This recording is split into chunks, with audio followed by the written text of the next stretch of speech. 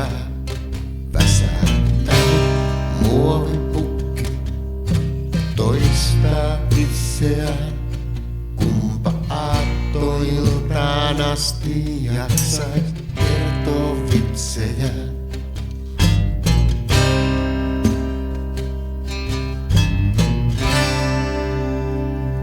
Ei pukki tänä joulun tuu meille lahjakasseineen, vain Petteri ja Riikka hallitusohjelmineen.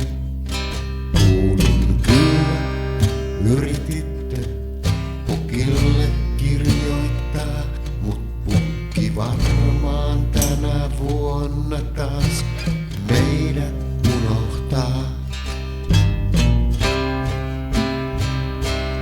Onneksi lanttulaatikon voi lämmittää muotiolla.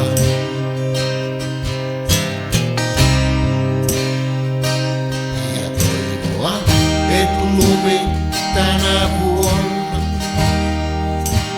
kuusen koristais.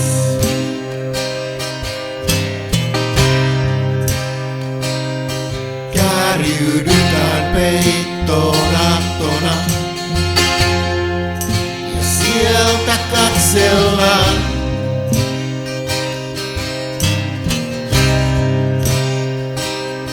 Naapureiden pihalyhtyjen luomaa tunnelmaa.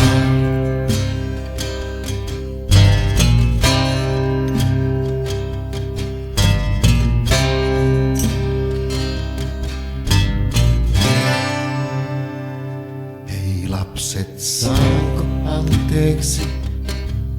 Mä kyllä yritin. Koko syksyn pihtasin, patjan alle piilotin. En voinut mitään, joulu tuli taas liian aikaisin. Punakuono laittoi meidät säästötalkoisiin. Suomen pitää olla rahaa jokaiselle, vauvasta senioriin. No säästääkin pitää, mutta tehdään se kerralla selväksi.